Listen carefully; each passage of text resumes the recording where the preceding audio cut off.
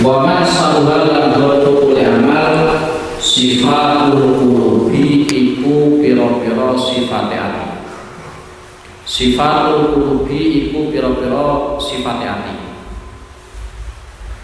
Fal mahmudu mongko utawi amal kang den puji minal amali saking pira-pira ngamal yasduru iku muncul apa al mahmud.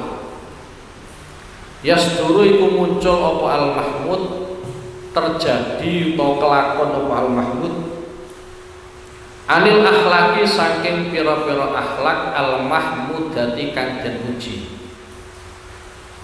al munjiyati kang nyelametake fil akhirati ing dalem akhirat, fil akhirati ing dalem akhirat. Dadi ana ning amal apik iku gara-gara wong sing nglakoni duweni akhlak sing apik. Dadi nek akhlake apik biasane ngamal-ngamale ya apik. Sedangkan wal madmumu utawi ngamal kang den paido utawa amal kang ala yasduru iku muncul apa al madmum. Yasduru iku muncul apa al madmum minal madmumi saking akhlak kang ala. Minal madmumi saking akhlak kang ala. Walaisa lan ora ana apa kelakuan. Walaisa lan ora ana apa kelakuan yakhfa iku samar. Ittisalul jawarihi apa sambunge pira-pira anggota fisik sambung bil qalbi kelawan ati. Bil qalbi kelawan ati.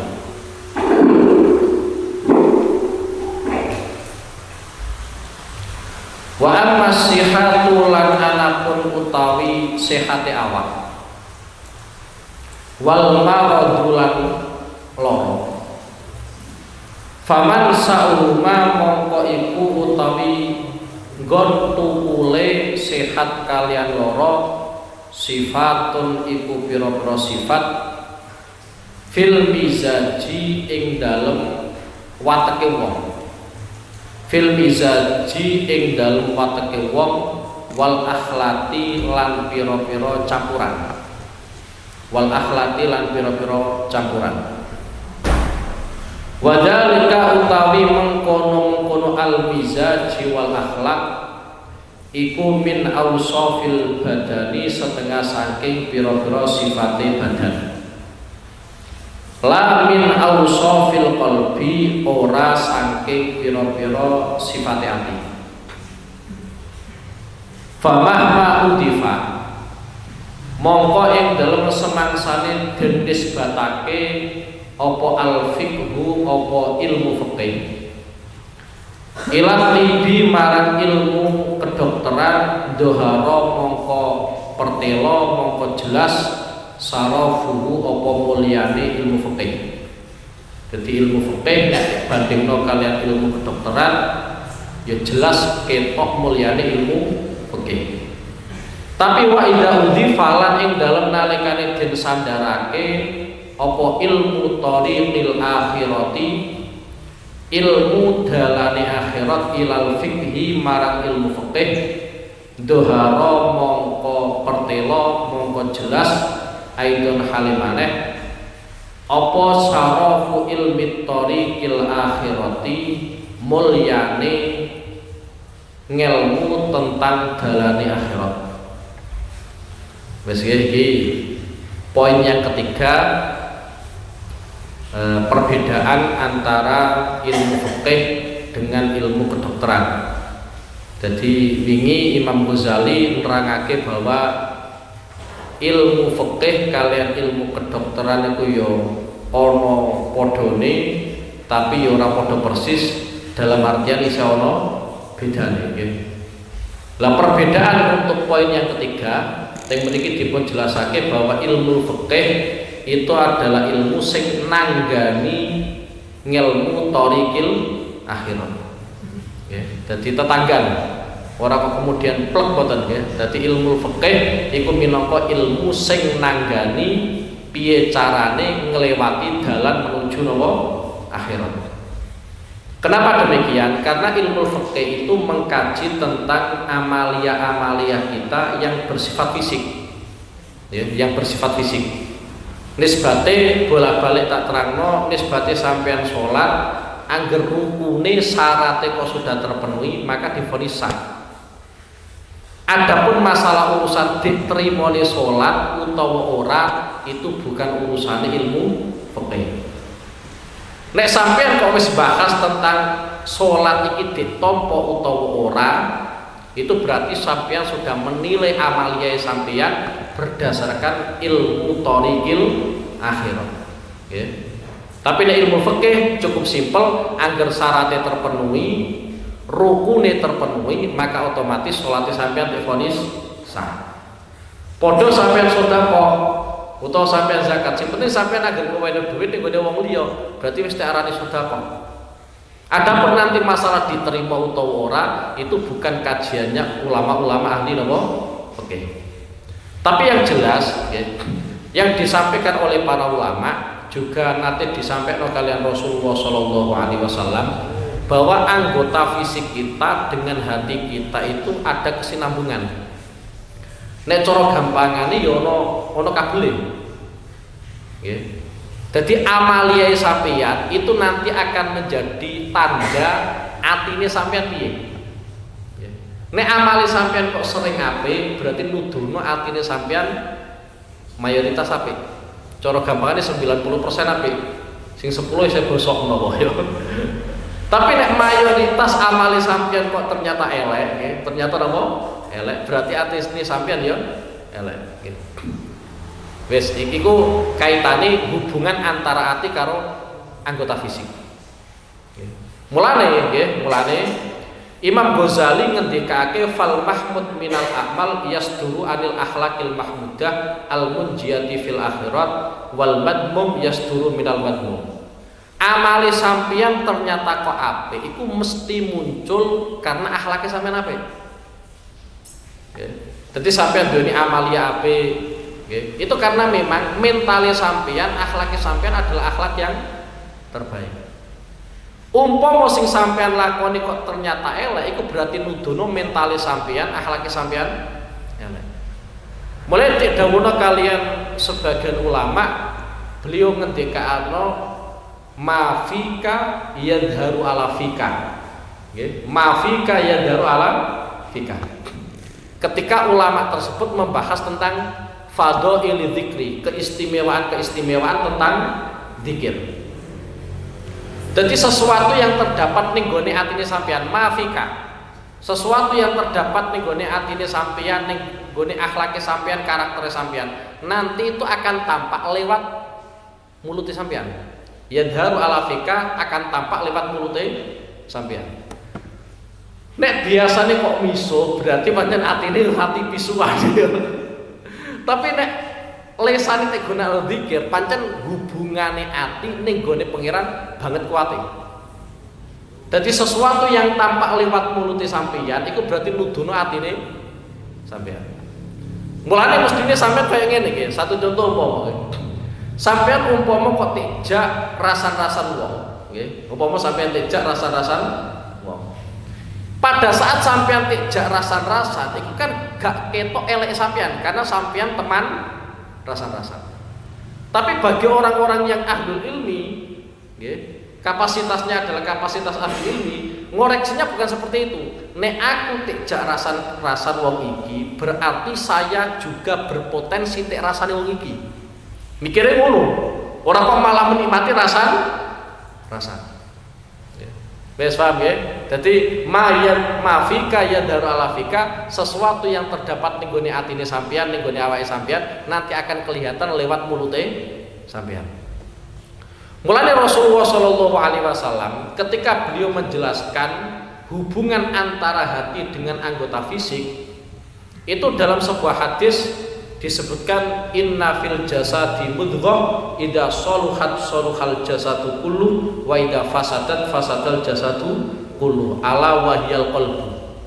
Ning gone fisike kita, ning gone awake kita iku ana mudghah. Daging sak kempel. Daging sak kempel. Nek daging sak kempel iku ternyata kon ning kono apik, nggih, getih sak kempel nggih, getih sak kempel. Nek getih sak kempel iku kok apik, maka seluruh jasad kita akan baik. Tapi nek segumpal darah itu kok ternyata elek, maka seluruh jasad kita maka yang mudah jelek. Ngelakoni elek ya banget gampangnya. Imam Ghazali nerangake hadis menika karena gini, anggota fisik kita itu laksana anak buah bagi hati kita.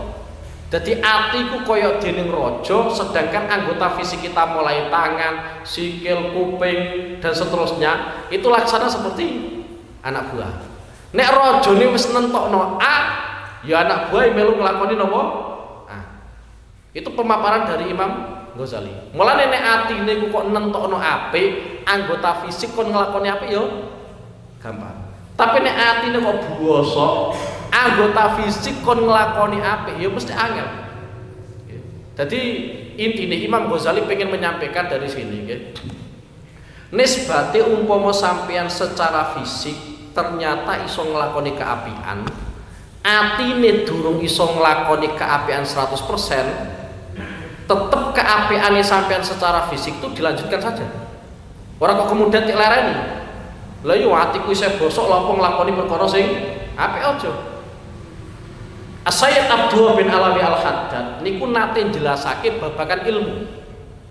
Sayyid Abdullah bin Alawi Al-Haddad niku nate jelasake babakan tentang ilmu. Yaiku nek ana seorang guru ngulang ning gone muridé ternyata pada saat dia ngajar gak ikhlas.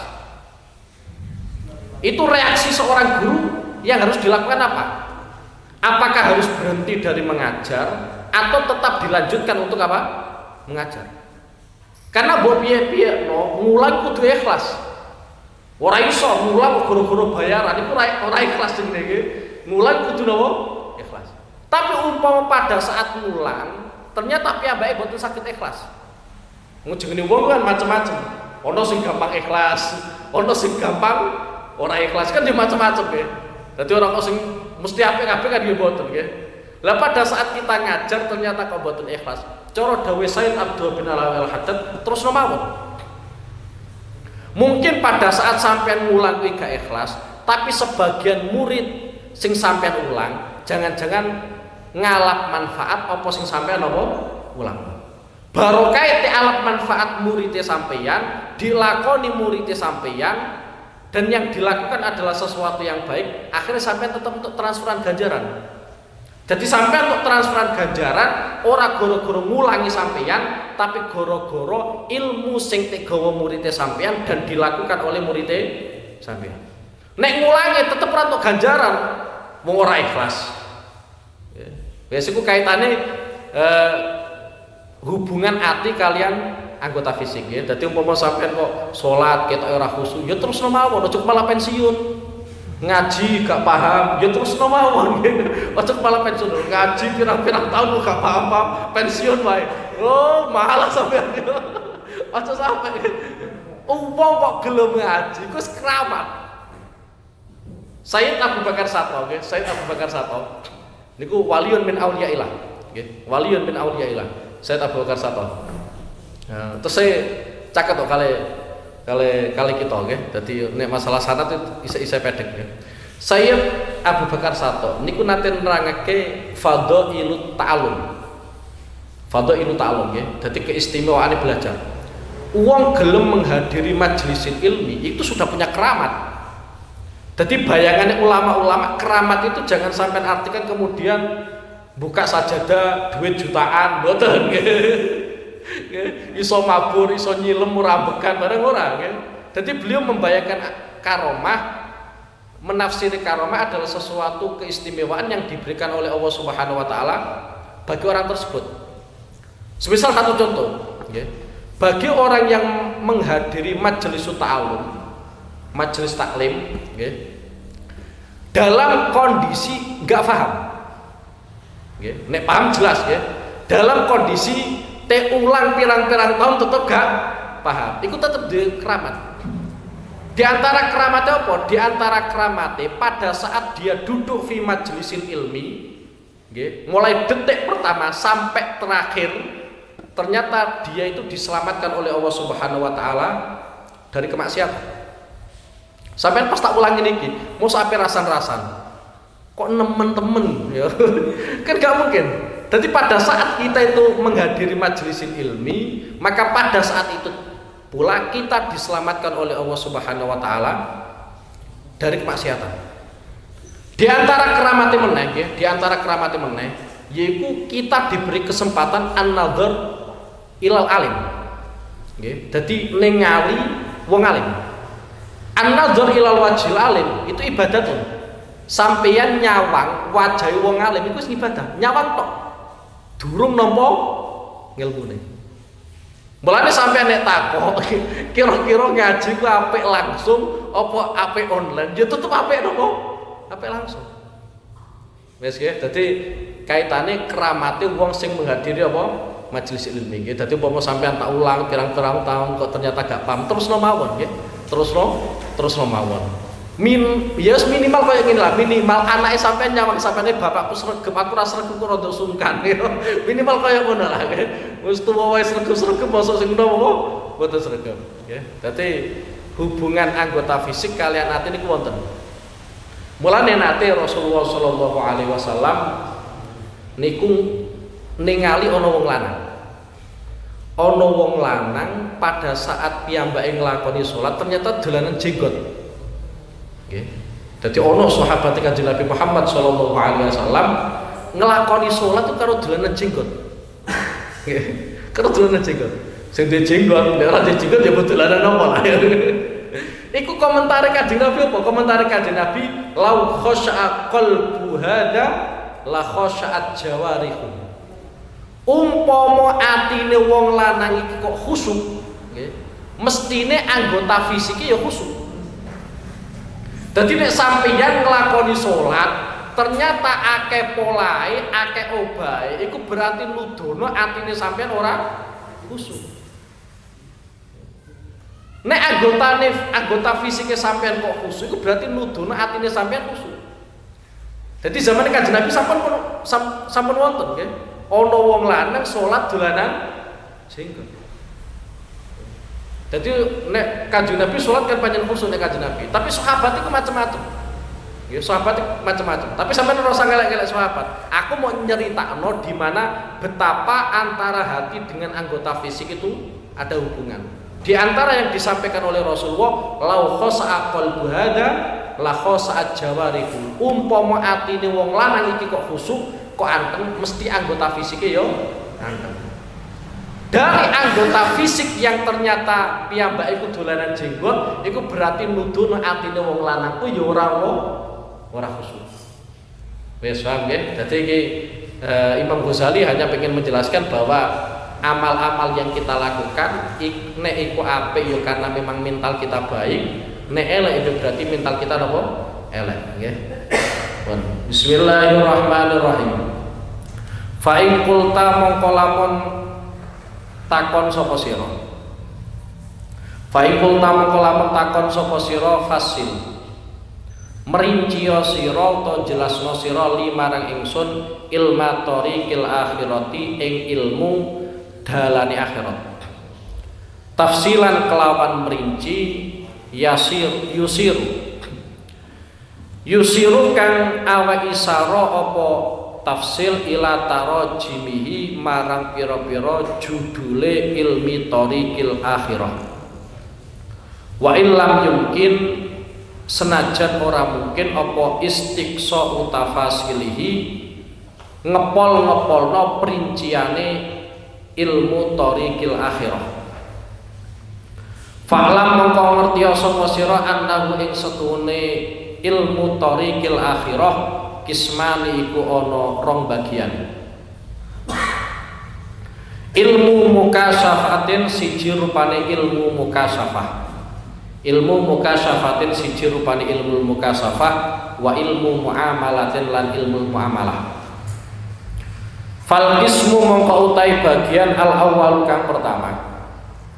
Ilmu mukasafati iku ilmu mukasafah. Wa huwa utawi ilmu mukasafah iku ilmu batini ilmu batin. Ilmu batin rokok ilmu kanuragan mboten nggih. Rokok ilmu kanuragan mboten nggih. Kaitane karo pangeran.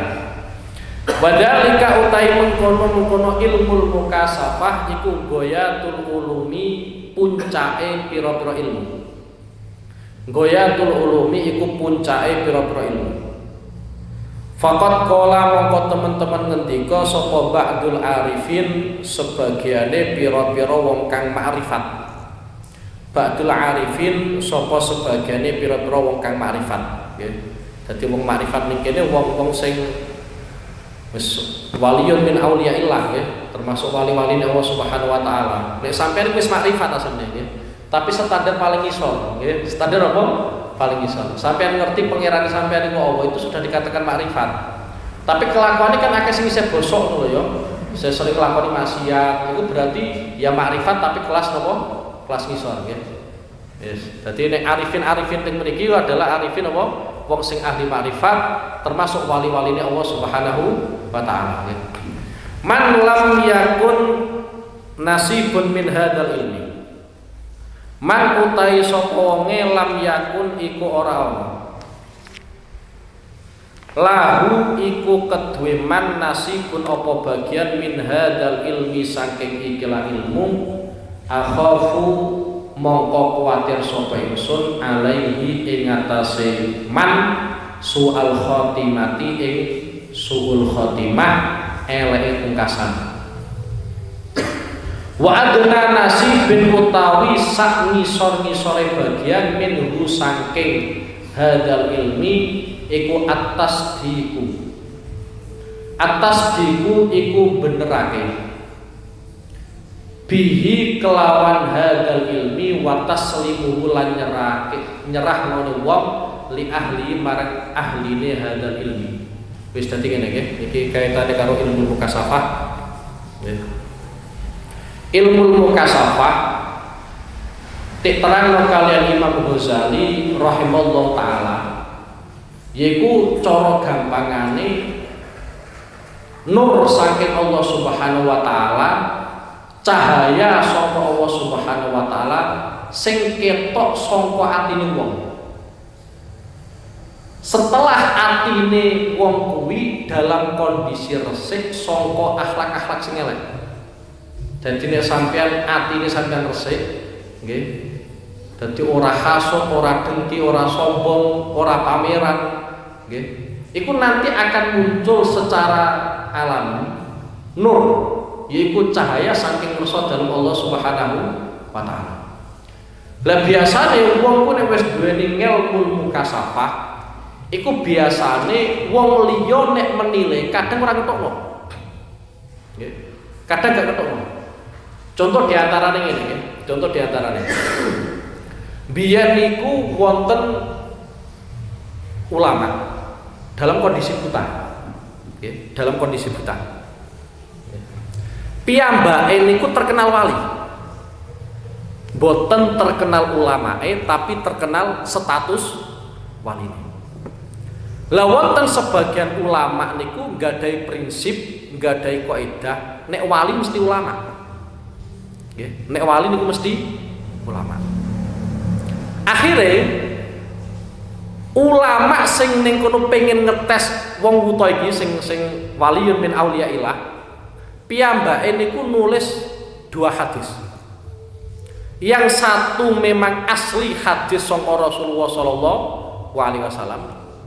Yang satunya hadis maudhu. Hadis maudhu itu hadis gawe-gawean tapi tek nisbatno atas nama Rasulullah sallallahu alaihi wasallam. Jadi boten pengendikane Rasulullah, boten amaliyah Rasulullah, gaweane wong biasa tapi di atas namakan Rasulullah sallallahu alaihi wasallam. Itu hadis maudhu. Oke, hadis maudhu. Lah 2 hadis ini kemudian disodorkan kepada orang buta itu yang terkenal dengan kewaliannya. Pengen ngetes. Nek bener-bener piyambake iku wali, mesti iso bedakno. Endi hadis asli saka Rasulullah sallallahu alaihi wasallam, endi hadis maudhu. Ketika 2 tulisan itu disodorkan kepada wali tersebut, dikon ngecek, nggih. Cara gampangane bedheki, coba sampean bedhek sing asli endi, sing maudhu endi. itu cukup dicium. Kertas itu dicium. Kemudian ditebak, sing iki sing asli, sing iki sing palsu. Ternyata jawaban itu benar. Sampai ulama sing ngetes iku heran. Jenengan kok saged ngertos sing niki asli, sing niki gawe-gawean saya pundi. Hadis kuwi nek pancen asli saka Rasulullah, iku gondone wangi. Dadi ora usah tak tingali. Di samping kuwi ya ora iso ningali piyambake. Dadi ora usah tak tingali, cukup saya cium. Hadis kuwi nek asli saka Rasulullah iku gondone wangi. Tapi nek hadis kok gawe-gawean, hadis maudhu iku mesti gondone basin. Akhirnya ulama itu mengakui bahwa orang ini bukan hanya seorang wali tapi apa? Seorang ulama. Jadi wong ku nek atine resik ya seperti itu. Kadang beliau itu ngetokno ngelmune cara akal normal gak ngetokno. Mosok ana tes-tesan hadis kok cukup tek ambung tok kemudian dituduhno iki sing asli iki sing palsu. Iku nek ora wali yang min auliyaillah gak ono nggih. Nggih. Wes iku kaitane karo ilmu mukasafah nggih. Lah ilmu mukasafah itu lebih sulit. Nek cara bahasane wong Jawa biasanya mengistilahkan ilmu laduni. Nggih, ilmu laduni. Ilmu laduni kuwi justru malah ketentuannya lebih sulit daripada ilmu-ilmu yang kita terima. Kalau ilmu-ilmu yang kita terima cukup dengan dipelajari, sinauni, nanti kita dapat ilmu. Tapi kalau ilmu laduni itu malah berat. Kenapa malah berat? Karena orientasinya orang yang memiliki ilmu laduni itu kudu ngresiki atine. Ya, kudu ngresiki napa? Atine. Dadi kualitas takwane wong kuwi bener-bener dikontrol tenanan. Mulane cara dawuhe ulama disebutno wong kuwi mesti entuk ngelmu nek piyambake takwa. Soale wong ku nek wis takwa berarti atine wis ketata. Nek atine wis ketata, nisbate wadah ngono wis melumah. Kari ngesoki. Lah sing ngesoki Allah Subhanahu wa taala. Nggih. Dadi ilmu laduni ku malah abot. Cara niki istilah napa ilmu mukasafah. Ponteng mriki ba'dul arifin sebagian wong-wong sing ahli makrifat ngendikakno man lam yakun lahu nasibun min hadzal ilmi akhafu alaihi su'al khotimah nggih. Dadi sebagian wong-wong sing makrifat ngendikakno wong sing ora entuk jatah saka ilmu mukasafah yang saya khawatirkan dari orang tersebut adalah mati dalam keadaan su'ul khotimah. Nggih, mati dalam keadaan su'ul khotimah. Lah bagian yang paling terendah adalah atas tekbi wa taslimu li ahli. Serahkan pada ahlinya, kalau ahlinya sudah mengatakan A, kita tinggal mengikuti. Itu bagian yang paling terendah. Yang pertama yang perlu saya jelaskan kaitannya dengan su'ul khotimah. Ulama-ulama itu yang paling dikhawatirkan adalah su'ul khotimah. Orang-orang di duit. Nah kita khawatir ora duwene apa? Duit. Sesuk makan apa ya? Niku imane pancen iman pas-pasan ya. Iman pas-pasan melempem kan kerupuk. Jadi kalau ulama-ulama itu yang dikhawatirkan adalah mati dalam keadaan su'ul khotimah. Mulane nanti kula jelasake bahasan kematian dalam Al-Qur'an yang pertama kali dibahas itu adalah hadarul maut. Hadarul maut. Ning gone surat Baqarah bagian awal iku kaitane hadarul maut, yaiku wedi mati. Cuma wedi mati teng mriki iku standarnya berbeda-beda. Bagi orang yang awam, gak tahu ngaji, yang dikhawatirkan ya pancen mati kuwi. Bo mati dalam keadaan husnul khotimah dikne ya wedi, mati dalam keadaan suul khotimah apa meneh ngono lho ya. Jadi piyambake wedi napa? Mati. Tapi kalau pemikiran kita itu kita padukan, samakan dengan pemikiran para ulama, kalau ulama itu yang dikhawatirkan adalah mati dalam keadaan su'ul khotimah. Yang paling dikhawatirkan adalah itu. Karena kita tidak bisa menjamin, ya, misal sampai soleh mulai cilik, kemudian mati dalam keadaan husnul khotimah. Gak iso jamin. Mulai didawake al-akmal bi khawatimiha. Standar ngamali sampean itu pada akhirnya adalah pada pungkasane. sampean mati ini piye?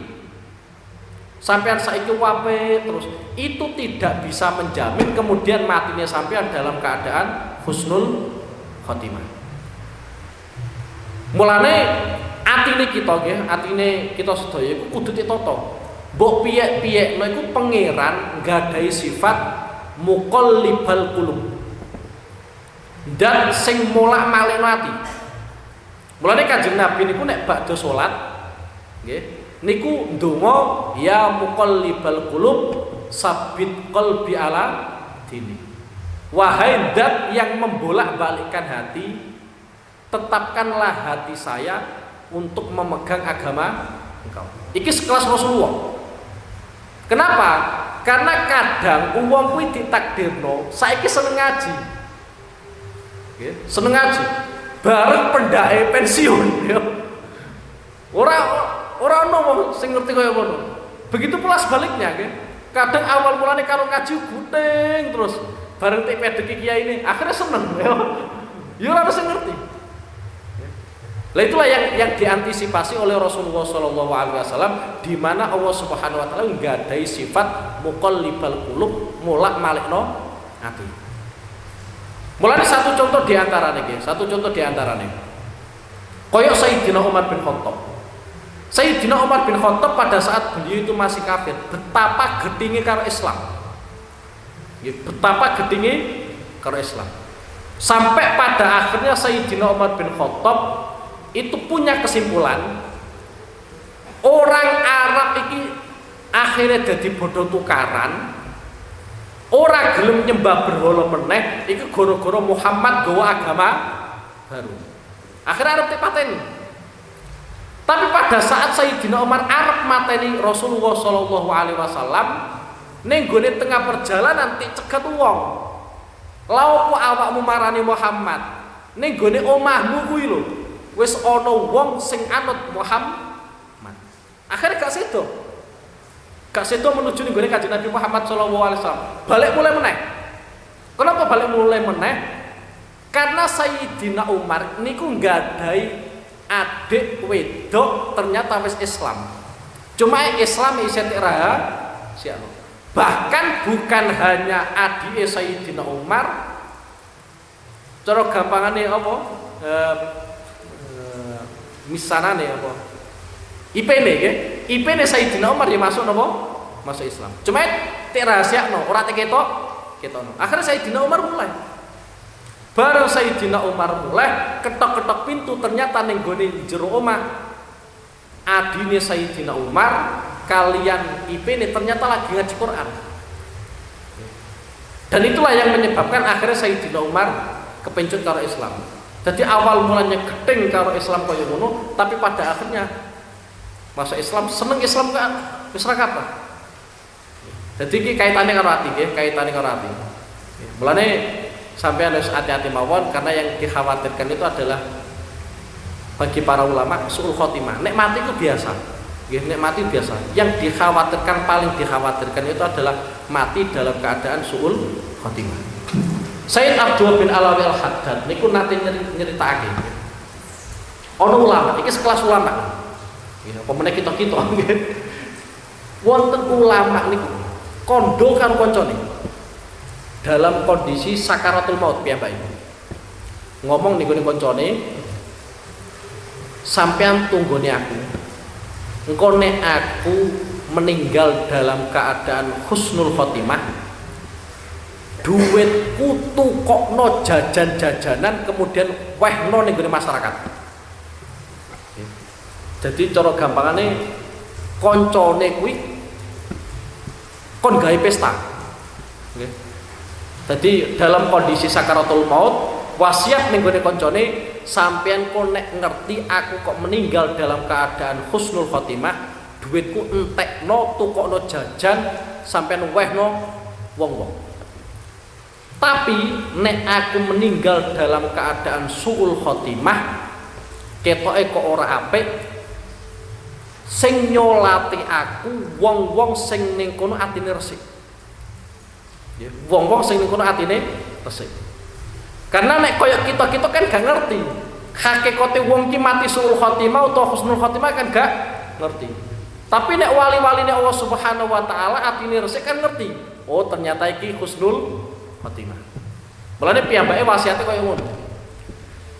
Gak selang lama ternyata ulama iki kapundhut dalam keadaan husnul khotimah. Akhirnya duite kuwi tek entekno kancane, tek tukono jajan-jajanan, tek weno masyarakat. Jadi pesta tenanan, nggih. Jadi mati mesti dia susah, nggih. Cara gampangane susah, malah iku dadi napa? Dadi pesta. Karena saking bungai mayit tek kersakno pangeran meninggal dalam keadaan husnul napa? Husnul khotimah. Lah tek dawuhna kalian para ulama min asbabi suil khotimah, penyebab-penyebab wong kuwi mati dalam keadaan suul khotimah iku pirang-pirang. Ya, mulane sampeyan hati-hati nggih, sampeyan hati. Di antara sing disebutna para ulama satu, wong sing ninggalno salat. Ya, mulane hati-hati ya, wong ninggalno salat iku wis pokoke rawan lah, nggih, pokoke rawan. Wis. Dadi nek cara gampangane tanda-tanda menuju suul khotimah itu ada. Yaiku rupane piyambake mboten nate napa? Salat. Sing kedua, wayahe zakat gak zakat. Nek sampean-sampean zakat fitrah ketok wis nglakoni. Sing perlu sampean koreksi kira-kira zakat mal iki. Ku ning rapate kopenan. Wayahe panen langsung ditebasno belas ora mikir zakate. Hati-hati. Suul khotimah. Nek zakat fitrah rasa tak elingno, zakat fitrah ku mesti napa? Nglakoni nggih. Mesti nglakoni. Sing perlu tak elingno ki zakat apa? Zakat mal. Dadi wong wayahe bayar zakat kok piyambake ora tahu bayar zakat, itu adalah salah satu sebab sing bisa menghantarkan seseorang mati dalam keadaan suul khotimah. Di antarane meneh yaiku wong sing ning kono neliti ngoreksi keelekane wong Islam. Nggih. Sampeyan neliti keelekane wong kafir monggo, mboten napa-napa. Nggih. Dalam artian mboten napa-napa itu tidak berpotensi sampeyan dadi wong sing mati dalam keadaan suul khotimah. Tapi nek sampean neliti keelekane wong Islam, hati-hati. Apa meneh sampean kampanyekno sisan. Angger ngerti keelekane siji dadi 10. Engko ngerti 10 dadine pira? 100. Wa alamatu. Mulane nek iso sampean ora usah golek eleke apa? Golek eleke wong liya. Di antarane meneh penyebab suul khotimah nek nimbang ora tau bener. Nggih. Sampean nimbang mesti ini sekilo tapi sampean kurangi. Mbok sampean kurangi saon, mbok setengah on.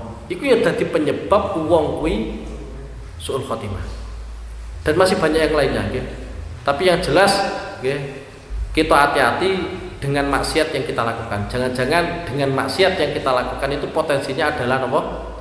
Mengantarkan kita ning gone apa? Suul khotimah.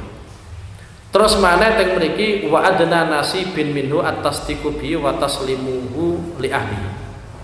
Jadi sampai nek pengen untuk bagian sangka ilmu mukasafah yaiku cukup sampean membenarkan, serahkan saja kepada ahlinya. Jadi nisbate ada wali sudah menentukan A, ya sudah sampean tinggal mengikuti mawon. Repote kita itu zaman akhir diuji kalian Allah Subhanahu wa taala. Ora kapasitase, ora keahliane, melu komentar. Melu napa? Komentar. Lagi sing mbone repot. Apalagi dalam urusan agama. Wes ngeri-ngeri, ekstrem-ekstrem pokoknya kan.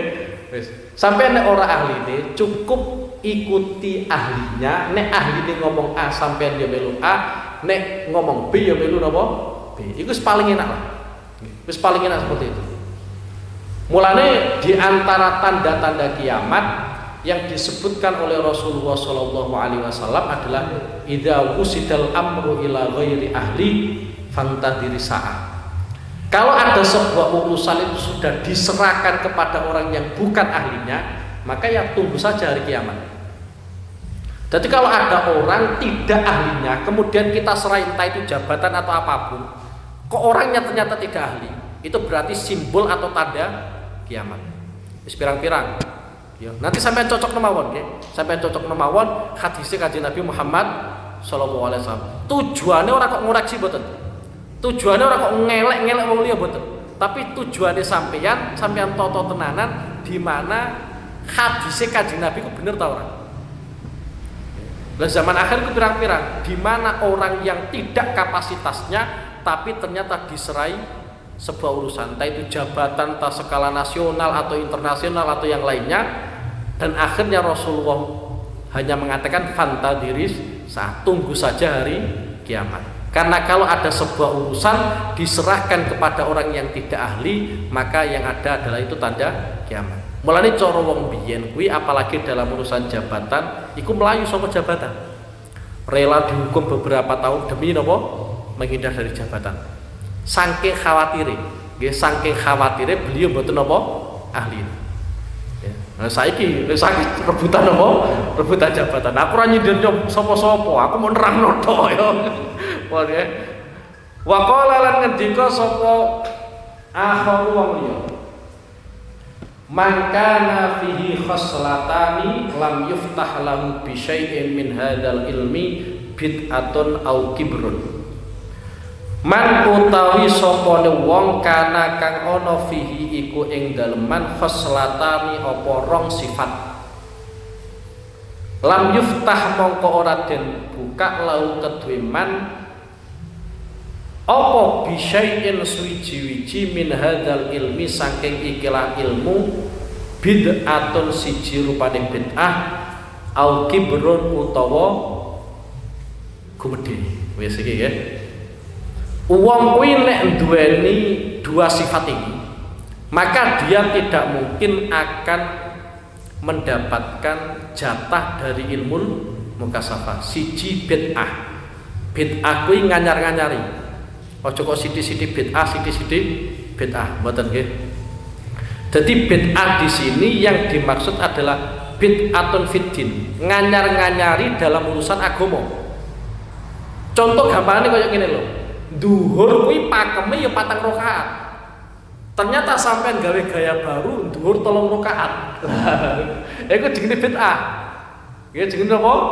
Bid'ah. Duhur 4 rakaat sampean gawe gaya 5 rakaat. Iku jenenge bid'ah.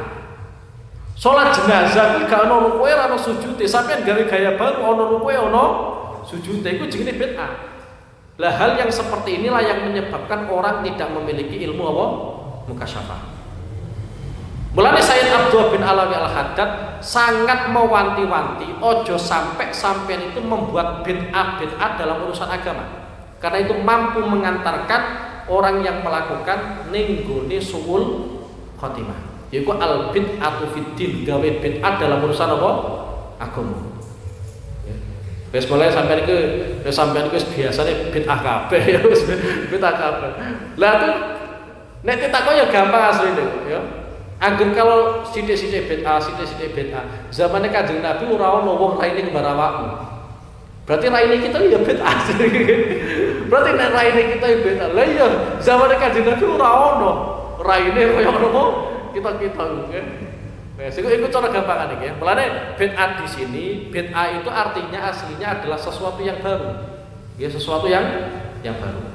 Cuma bukan kok sesuatu yang baru kemudian semuanya itu divonis sesat, boten. Sesuatu yang baru yang divonis sesat menurut standar para ulama itu adalah al-bid'atu fiddin, panduan-panduan agama, rumusan-rumusan agama yang sudah pakem kemudian sampai rubah. Cara kaya mau lho ya, kaya mau ya. Dadi dhuwur 4 rakaat sampean revisi dadi 3 rakaat. Ditakoki lha kok iso dadi 3 rakaat? Aku entuk wahyu. Lah iki jenenge apa? Iku jenenge bid'ah nggih. Lah kalau kita berbicara bid'ah, mulai zaman biyen iku bid'ah bolak-balik. Zaman Sayyidina Umar ono salat tarawih. Iku zaman Sayyidina Umar. Zaman Abu Bakar gak ono salat tarawih. Sampean golek dalil kon di ora ono ning zaman Abu Bakar istilah salat tarawih. Sing ono istilah qiyamul Ramadan. Nek qiyamul Ramadan iku salate dhewe-dhewe. Ora kok jamaatan mboten. Dhewe-dhewe. Zamane Sayyidina Umar, kemudian Sayyidina Umar punya inisiatif piye carane dadi sak majelis. Akhirnya kumpulno dadi siji, ana sing ngimami, ana sing dadi makmum. Anae sing dadi imam mboten Sayyidina Umar. Sing dadi imam itu ternyata Ubay bin Ka'b. Kenapa Sayyidina Umar boten kersa dadi imam? Karena Sayyidina Umar punya pandangan Ubay bin Ka'b itu sahabat Kanjeng Nabi sing apal Quran tenanan. Tik banding Sayyidina napa? Sayyidina Umar. Nggih. Tapi bukan kok apal tok, apal plus paham. Ojo salah paham nggih. Dadi nek wong-wong kuno kuwi nek diarani apal Quran iku berarti paham Quran. Nggih. Mulane ning gone fi akhiri kitab Sunan Abi Dawud nggih. Kitab Sunan Abi Dawud pada bagian-bagian akhir tentang asrati saat tanda-tanda kiamat, yaiku zaman akhir akeh wong apal Quran tapi gak paham Quran. Yo sampean nek membandingkan memprosentase zaman kuno karo zaman saiki sing apal Quran iki akeh saiki. Zamane sahabat iku ana sing ngarani mung 4 sahabat tok sing apal Quran 100%. Ana sing ngarani mung 7 tok. Sedangkan zaman sekarang, ewonan, malah digawe lomba barang kaya ewonan. Tapi bedane wong biyen kuwi nek wis diarani apal Quran berarti paham Quran. Nek zaman akhir gak iso kaya ngono. Iki apal Quran. Mbok takoki paham ta ora? Ya bingung. Tapi tetep punya keistimewaan, dia rupane apal Quran. Lah kita wis ora apal Quran, gak paham Quran. Yang pertama ya kaitannya karo bid'ah. Zamane Sayyidina Ali, kita ceritanya zamane Sayyidina Ali. Zamane Sayyidina Ali kuwi salat Id ning gone masjid. Sampai nek pengen ngerti salat Id zamane Kanjeng Nabi mboten teng masjid. Teng tanah lapang. Ora kok lapangan mboten, pokoke ning gone tanah lapang. Kok yang sampai wis bayangno, zamane Kanjeng Nabi sono lapangan jebule mboten. Nggih ning gone napa? Tanah lapang. Zamane Abu Bakar tetep ning gone tanah lapang, zamane Sayyidina Umar, Sayyidina Utsman sama. Zamane Sayyidina Ali dirombak total. Salat Id ning masjid. Sehingga yang kita lakukan saat ini ketika melakukan salat Id itu adalah ajarane Sayyidina Ali karramallahu wajhah. Sampai nek pengen niru Kanjeng Nabi persis, ya moro ning gone lapangan Cangan ngono. Salat ning kono. Seru gitu ayo. Sekali-kali di kono ya rame tenan. Muat mesti ya, muat. Katanya seru, langsung madhep ning gone langit tenan. Wis dadi yang pertama bid'ah, sing kedua yaiku kibron nggih. Kibron niku sombong. Nggih. Wong golek ilmu kuwi ora oleh sombong. Nggih. Wong golek ilmu ora oleh sombong. Bahkan diterangkan oleh para ulama kaitane karo ilmu kuwi nisbate koyok mengalire banyu. Jadi banyu itu adalah persasat koyok diri ilmu. Sampeyan nek pengen entuk ngelmu sing akeh, ya sampeyan aja duweni sifat sombong. Kudu duweni sifat tawadhu, andhap asor tenanan. Mbok iku ning gone ngelmune, mbok iku ning gone gurune sampean, bahkan ning gone kancane sampean. Meskipun kancane sampean goblok. Iki ceplos-ceplosan pokoke. Nggih. Sampean duweni ilmu, tapi nek karo kancane kok ternyata sombong, itu termasuk sombong. Dalam aturan mencari ilmu itu satu nggih, sampean kudu iso hormat karo guru. Meskipun gurune sampean, mungkin satu contoh luwih enom daripada sampean. Nek luwih tua jelas ya, nek luwih enom tetep napa? Sampean hormati. Bahkan meskipun konco jagungan. Nggih. Dadi pas wayahe ngopi yo ngopi biasa. Nggih, ngopi-ngopi biasa. Tapi wayahe ngaji yo ngaji. Tapi sampean kudu iso njaga akhlake sampean, kudu iso takdim ning gone gurune sampean. Sing kedua ya kaitane karo ilmu. Nggih. Dadi sampean kudu iso ngurmati ilmu, aja sampai sombong karo napa? Ilmu. Di antara sombong karo ilmu kan ngene. Sampean wis krungu ilmu A semisal. Kemudian tak terangno yang saya bahas ternyata ilmu A. Nek gone atine sampean krentek ala wis tau ngelmu ngene ku. Iku berarti nuduhno sampean sombong. Orang itu kalau pengen mencari ilmu dan mendapatkan ilmu, ilmune iso barokah manfaat. Iku cara gampangane, satu ilmu tek rungokno ping 1000 iku padha kaya krungu pertama kali. Satu contoh diantarane Atta bin Robah, okay. Seorang tabiin, okay. Seorang tabiin Atta bin Robah, piyambak iku ngalim hadis pol-polan, okay. Okay. Ngalim hadis pol-polan. Pernah suatu ketika piyambak niku menghadiri majlisul ilmi. Iku wis ulama, okay. Wis ulama, wis ngalim apal hadis ewonan. Pernah suatu ketika menghadiri majlisul ilmi. Ternyata sing ngulang, okay. Ternyata sing ngulang niku yang diajarkan itu hadis yang sudah dihafalkan, yang sudah hafal. Yang kedua, sing ngulang kuwi banget nome. Iku Atta bin Robah, ya. Atta bin Robah menghadiri suatu majelis ilmu, sing ngulang umure banget nome, hadis sing tik sampekno iku Atta bin Robah wis hafal. Cara gampangane wis nglothok. Iku Atta bin Robah iku tetep ngrungokno semaksimal mungkin. Bahkan piyambake krentek, aku asline ya wis apal hadis iki, tapi aku pengen ngrungokno hadis iki. Bahkan sing mulang iku aku wis tik lahirno, wis apal hadis iki, piyambake durung lahir. Tapi kaitane karo ilmu ya pancen kaya ngono nggih. Dadi sing mulang banget nome hadis sing tik sampekno Atta bin Robah ya wis apal. Tapi betapa ta'zime Atta bin Robah ning gone napa? Ilmu. Kemudian yang selanjutnya nggih, di antara sampean ora duweni sifat sombong karo ilmu, sampean ora sombong karo kancane dhewe, padha kanca ngajine. Nisbati satu contoh kaya ngene nggih, sampean ditakoki, sampean mau ulang apa? Ya sampean jawab apa anane. Ojo kok malah sale sapa ora gelem ngaji, ojo nggih. Iku ngilangno barokatul ilmi. Nggih. Mulane nek gone pengendikane nek boten lepat Imam Zuhri nggih, Imam Zuhri niku gurune Imam Malik, piyambake nate ngendikano mim barokatil hadis ifadatu ba'dihim ba'dha. Nggih. Di antara keberkahan ilmu hadis itu adalah sebagian ulama hadis memberikan faedah kepada sebagian yang lain memberikan faedah kepada sebagian yang lainnya lagi. Sampean contoh mawon sahabat Kanjeng Nabi. Sayyidina Umar niku nate janjian karo koncone, karo tanggane nggih, karo tanggane.